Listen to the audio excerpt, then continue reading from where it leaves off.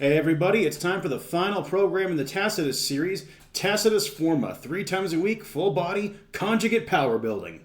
But before we dive into it, make sure to find me over on Instagram as Coach Mark Estrabio. Also, I offer one-to-one coaching. It's what I do full-time, and the odds are very good. I'd love to work with you. But with that being said, let's get into it. So, Forma, like every other program in the Tacitus series, is all about trying to find balance with a busy schedule. This one in particular also helps emphasize low rep strength as well as building muscle. It's a power building program.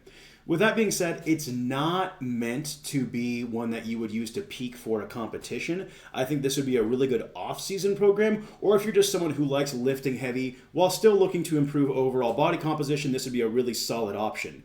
And even if you wanted to and get a little creative, you could make this into a pretty solid strongman off-season type program as well. So the split, again, just like every other program in the Tacitus series here, it's 3 times a week, full body, and here is what a sample week might look like. I do love a 3 times a week full body split just due to the flexibility, because if you have a week where you can only get 2 days in, for example, you can just kind of pick up where you left off and roll through it. And the last little bit of admin here is as far as the accessory work goes, I do make suggestions as far as progressions you can use, but when in doubt, pick progressions that make sense for you and you like. But if you find that you're getting paralysis by analysis, just stick with what I wrote out. So day 1 is going to be our lower max effort plus full body day. And you're going to start the day off with a leg curl variation, whether it be a machine or banded. I like a rest pause here. Then you're going to move into the max effort variation. After that is going to be a dumbbell bench or similar movement. Vertical pull of your choosing, the adductor machine to help work the inner thighs. I find for a lot of strength athletes, the adductors are criminally underdeveloped, and they're actually very important not only for stability in the bottom of the squat, but actually help you break a deadlift off the floor. Then some calf raises on either the leg press or a machine of your choosing, and tricep press downs to finish the day. Now, as far as max effort goes on day 1, you'll choose either a deadlift or squat variation, and then you have your choice of a max effort wave where you can either do a more hypertrophy-oriented wave or a strength-oriented wave across the 4 weeks, which you can see on screen now. If you are more focused on squatting, this is a quick little menu of variations you can pick that will help target specific weak links, as well as a few variations that are really good if you're just trying to really key in on thigh hypertrophy.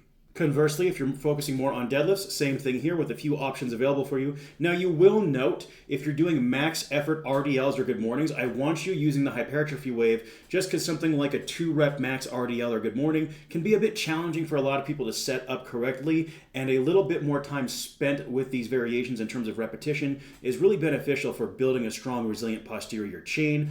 And then as far as hypertrophy variations go, RDLs are always a good way to go. Day 2 is our upper max and full body day where you'll do a press of your choosing. Then you're going to move into a row variation, leg extensions, skull crushers, preacher curls, and then back extensions to finish the day. And of course, there are various alternatives you can use, such as for the leg extension, doing banded knee extensions for sets of high reps, or you might even consider a reverse sled drag if you have access to it. Just like with lower body, you're going to have your choice of max effort waves, whether it be a more strength-oriented or hypertrophy-oriented wave. And here is your options as far as max effort variations go that are dedicated to improving weak links if you are more strength-oriented. And then here are your options if you're looking for more hypertrophy focus based off whether you want to focus on your chest or your shoulders. Additionally, you could run any of the strength-oriented variations with the hypertrophy wave. Our third and final day of the training week is our full body developmental day where you'll either do a squat or a deadlift, whichever lift variation you're not doing on Monday. So if you're squatting on Monday, for example, you're going to deadlift here on day 3. Then you're going to do your bench, or if you're someone who wants to focus on it more, consider doing your OHP. Then it's going to be face pulls or similar rear delt work, a chest fly variation, lateral raises, and then some hammer curls to wrap up the day and the week. Now, as far as progression goes with the waves on this given week, honestly, what I would do is after every successful 4-week wave, I'd just add 5 pounds to your estimated 1-rep max and carry on.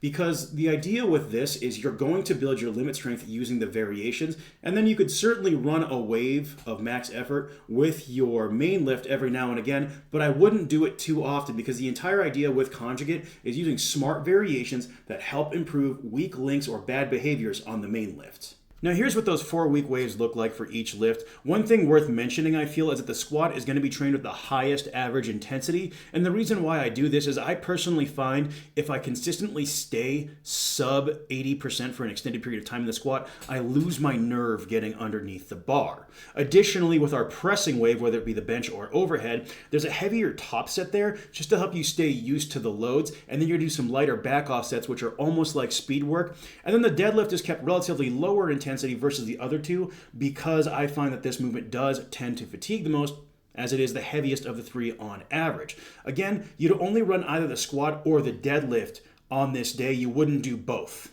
This is just a quick little snapshot of the various accessory progressions that I like to use. If you want to save yourself some hassle, just hit the link down below in the description box. That way you can download yourself a copy of this PDF at no charge. On screen now is what Tacitus Forma would look like if I were running it myself in my own gym. So it's got leg curls, snatch grip deficit deads, lat pull down, the adductor machine, SSB calf raises, and then a tricep press down to wrap up on day 1. And you'll notice the various accessory progressions I'm using there. I love rest pause, so that's why you're seeing it so often. On day 2, I'll be doing the BTN press as a hypertrophy focused max effort wave, dumbbell chest supported incline rows, a reverse sled drag instead of the knee extension. You could even consider slotting in a single leg movement such as a lunge or Bulgarian split squat here if you don't have access to the machine, an overhead dix press, which is essentially the strongman JM press, incline curls and back extensions.